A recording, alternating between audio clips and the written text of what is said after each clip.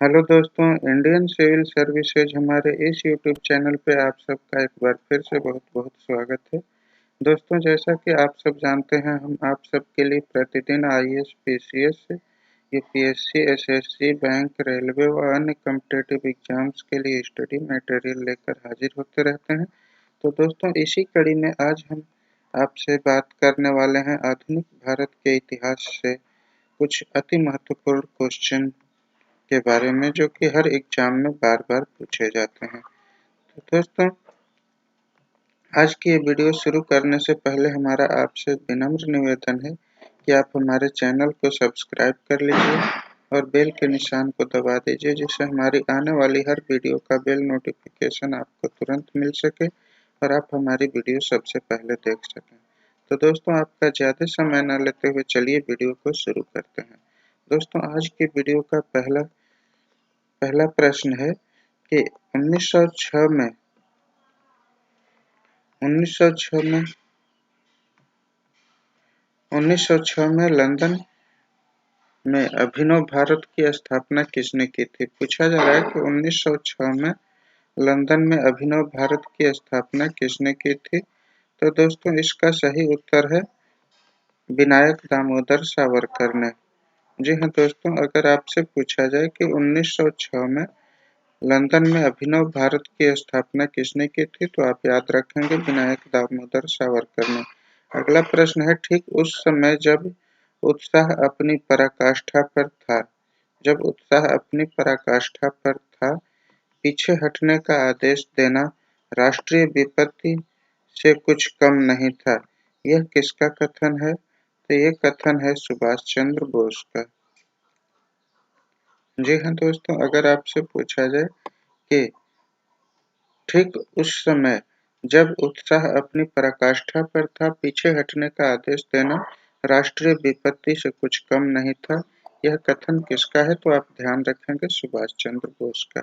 अगला प्रश्न है, वह ब्रिटिश जिसने 1857 के भारतीय विद्रोह में ब्रिटिश पार्लियामेंट के हाउस ऑफ कॉमन्स में राष्ट्रीय विद्रोह की संज्ञा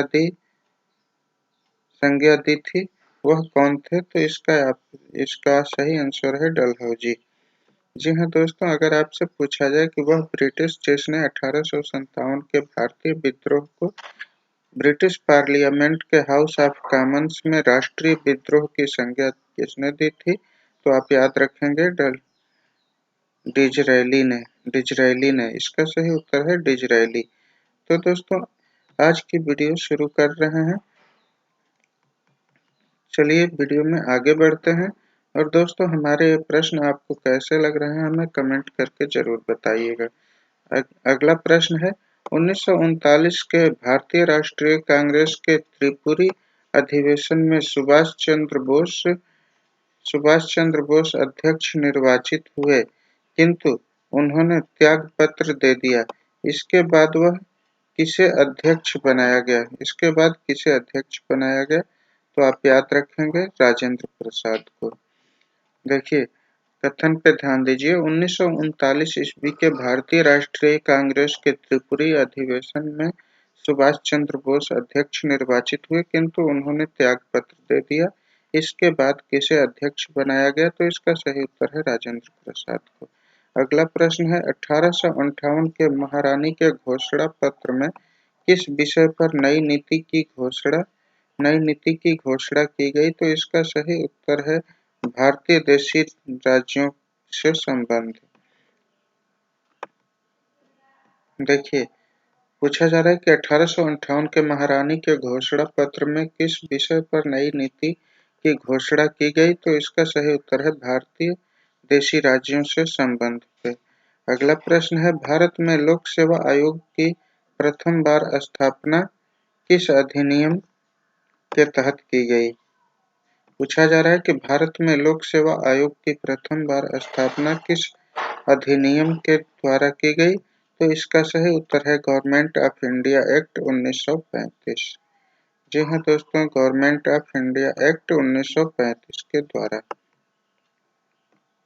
अगर आपसे पूछा जाए कि भारत में लोक सेवा आयोग की प्रथम बार स्थापना किस अधिनियम द्वारा किस अधिनियम के द्वारा हुई, तो आप याद रखेंगे गवर्नमेंट ऑफ इंडिया एक्ट 1935। अब आइए वीडियो में आगे बढ़ते हैं और अगले प्रश्न की ओर चलते हैं। अगला प्रश्न है, महात्मा गांधी की आत्मकथा मूल रूप से किस भाषा में लिखी गई थी? पूछा जा रहा है कि महात्मा गांधी की आत्मकथा मूल रूप से किस भाषा में लिखी गई थी, तो इसका सही उत्तर है अंग्रेजी भाषा में। आप गलती मत कर दीजिएगा, हिंदी मत लगा दीजिएगा, हिंदी या पाली मत लगा दीजिएगा।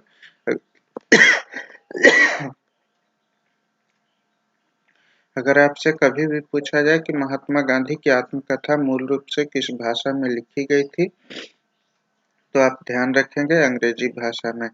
अगला प्रश्न है, किस ब्रिटिश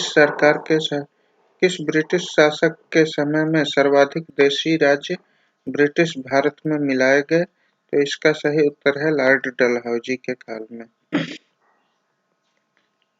अगर पूछा जाए कि किस ब्रिटिश शासक के समय में सर्वाधिक देशी राज्य ब्रिटिश भारत में मिलाए गए, तो इसका सही उत्तर है लॉर्ड डलहौजी के समय में। अगला प्रश्न है, 1942 के भारत छोड़ो आंदोलन के दौरान हजारीबाग जेल की दीवार फांदकर आंदोलन में भाग लेने वाले वरिष्ठ कांग्रेस समाजवादी नेता कौन थे? पूछा जा रहा है कि 1942 के भारत छोड़ो आंदोलन के दौरान हजारीबाग जेल की दीवार फांदकर आंदोलन में भाग लेने वाले वरिष्ठ कांग्रेस समाजवादी नेता कौन थे? तो इसका सही उत्तर है जयप्रकाश नारायण। जयप्रकाश नारायण थे। दोस्तों, हमारी ये वीडियो सीरीज आपको कैसी लगी हमें जरूर बताइएगा। ये हमारी इस वीडियो सीरीज का आठवां वीडियो है। तो अगला प्रश्न देखते हैं। अगला प्रश्न है, अंतरिम सरकार के काल में मुस्लिम लीग द्वारा पैदा की हुई परेशानियों से थक कर एक वरिष्ठ कांग्रेस नेता ने कहा था, जिन्ना विभाजन चाहते हैं या नहीं, अब हम स्वयं विभाजन हैं। यह नेता कौन था? कहा जा रहा है कि अंतरिम सरकार के काल में मुस्लिम लीग द्वारा पैदा की हुई परेशानियों से थक कर एक वरिष्ठ कांग्रेस नेता ने कहा था, जिन्ना विभाजन चाहते हैं या नहीं, अब हम स्वयं विभाजन हैं। यह नेता कौन था? तो इसका सही उत्तर है सरदार वल्लभ भाई पटेल। जी हाँ दोस्तों, सरदार वल्लभ भाई पटेल ने ये बात कही थी। अब दोस्तों आइए वीडियो में आगे बढ़ते हैं और अगले प्रश्न की बात करते हैं। अगला प्रश्न है, देखिए, पूछा जा रहा है कि कम्युनल अवार्ड और पूना पैक्ट के अंतर्गत शोषित वर्गों को कितने स्थान दिए गए थे? तो इसका सही उत्तर है क्रमशः 71 और 147। अगर आपसे पूछा जाए कि कम्युनल अवार्ड और पूना पैक्ट के अंतर्गत शोषित वर्गों को कितने स्थान दिए गए थे, तो इसका सही उत्तर है 71 और 147। अगला प्रश्न है, बंगाल का विभाजन किस वायसराय के शासनकाल में हुआ था? तो इसका सही उत्तर है लॉर्ड कर्जन के शासनकाल में। अगर आपसे पूछा जाए कि बंगाल का विभाजन किस वायसराय के शासनकाल में हुआ था, तो आप याद रखेंगे लॉर्ड कर्जन के शासनकाल में। अगला प्रश्न है, 1857 के विद्रोह में झांसी में नियुक्त ब्रिटिश सेनापति कौन था? तो इसका सही उत्तर है ह्यू रोज। जी हाँ दोस्तों, अगर आपसे पूछा जाए कि 1857 के विद्रोह में झांसी में नियुक्त ब्रिटिश सेनापति कौन था? तो आप ये याद रखेंगे ह्यू रोज। अगला प्रश्न है, किसने कहा था, मेरे बालक नहीं, तुम एक भारतीय प्रथम हो और इसके बाद एक मुसलमान हो? मोहम्मद अली जिन्ना कहे थे। जी हाँ दोस्तों, अगर आपसे पूछा जाए कि किसने कहा था मेरे बालक नहीं, तुम एक भारतीय प्रथम हो और इसके बाद एक मुसलमान हो। ये कथन मोहम्मद अली जिन्ना का था। दोस्तों, हमारी ये वीडियो सीरीज आपको कैसी लग रही है, हमें कमेंट सेक्शन में कमेंट करके ज़रूर बताइएगा। इससे हमें नई नई वीडियो बनाने का आपसे प्रेरणा मिलती है और हमारे काम में प्रोत्साहन मिलता है। अब आइए वीडियो में आगे बढ़ते हैं और अगले प्रश्न को देखते हैं। अगला प्रश्न है, कांग्रेस द्वारा संयुक्त भारत के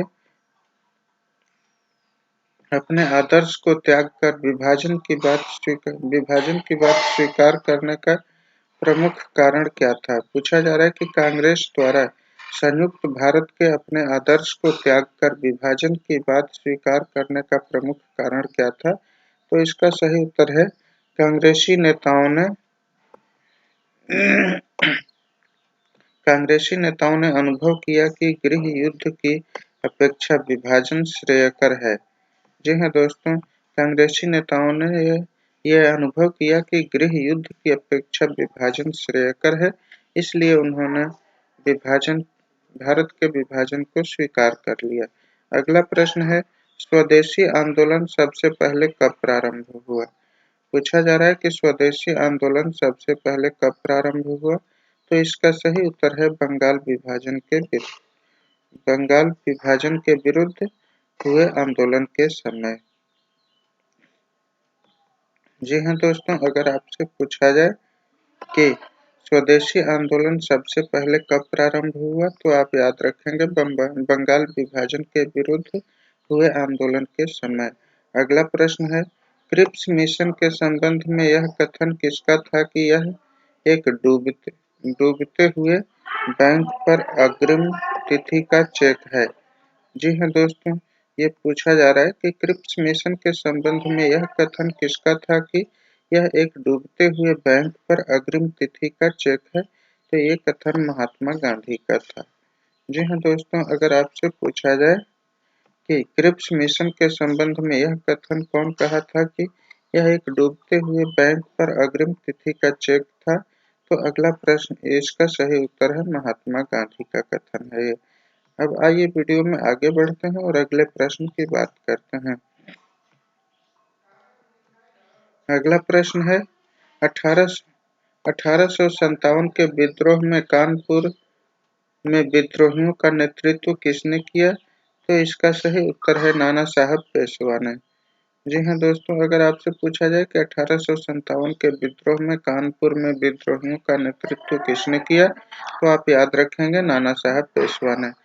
अगला प्रश्न है, लंदन में आयोजित गोलमेज सभा के तीनों अधिवेशनों में किस भारतीय नेता ने भाग लिया, तो इसका सही उत्तर है, डॉक्टर बी.आर. अम्बेडकर ने। देखिए, बहुत ही इम्पोर्टेंट प्रश्न है, हर एग्जाम में बार बार पूछा जाता है कि लंदन में आयोजित गोलमेज सभा के तीनों अधिवेशनों में किस भारतीय नेता ने भाग लिया, तो इसका सही उत्तर है, डॉक्टर बी.आर. अम्बेडकर ने भाग लिया था तीनों गोलमेज सम्मेलन में। अगला प्रश्न है, किस देशी रियासत में जनमत संग्रह कराया गया था, तो इसका सही उत्तर है, जूनागढ़ में। जी हाँ दोस्तों, अगर आपसे पूछा जाए कि किस देशी रियासत में जनमत संग्रह कराया गया था, तो आप याद रखेंगे, जूनागढ़ में। जूनागढ़ में जनमत संग्रह कराया गया था। अगला प्रश्न है, वर्ष 1940 में किस वायसराय ने अगस्त प्रस्ताव प्रस्तुत किया था, तो इसका सही उत्तर है, लॉर्ड लिनलिथगो ने। देखिए, वर्ष पूछा जा रहा है कि वर्ष 1940 में किस वायसराय ने अगस्त प्रस्ताव प्रस्तुत किया था, तो इसका सही उत्तर है, लॉर्ड लिनलिथगो ने। लॉर्ड लिनलिथगो ने अगस्त प्रस्ताव प्रस्तुत किया था। अब अगला प्रश्न, आइए अगले प्रश्न की बात कर लेते हैं, जो आज की वीडियो सीरीज का आज की वीडियो का अंतिम प्रश्न है। अगला प्रश्न है, गांधी जी के विरोध के बावजूद सुभाष चंद्र बोस का कांग्रेस का अध्यक्ष किस वर्ष चुना गया? पूछा जा रहा है कि गांधी जी के विरोध के बावजूद सुभाष चंद्र बोस को कांग्रेस का अध्यक्ष किस वर्ष चुना गया, तो इसका सही उत्तर है, 1939 में। जी हाँ दोस्तों, अगर आपसे पूछा जाए कि गांधी जी के विरोध के बावजूद सुभाष चंद्र बोस को कांग्रेस का अध्यक्ष किस वर्ष चुना गया था? तो आप याद रखेंगे 1939 में। तो दोस्तों आज की वीडियो ज़्यादा लंबी ना हो जाए, इसलिए आज की वीडियो यहीं संपन्न करते हैं। मिलेंगे आपसे अगले वीडियो में। दोस्तों आज की वीडियो से विदा लेने से पहले हमारा आपसे एक बार फिर से विनम्र निवेदन है कि आप हमारे चैनल को सब्सक्राइब कर दीजिए और बेल के निशान को दबा दीजिए, जिससे हमारी आने वाली हर वीडियो का बेल नोटिफिकेशन आपको तुरंत मिल सके और आप हमारी वीडियो सबसे पहले देख सकें। तो दोस्तों आज की वीडियो यहीं संपन्न करने की हम आपसे इजाज़त चाहते हैं। मिलेंगे आपसे अगले वीडियो में। तब तक के लिए नमस्कार। जय हिंद।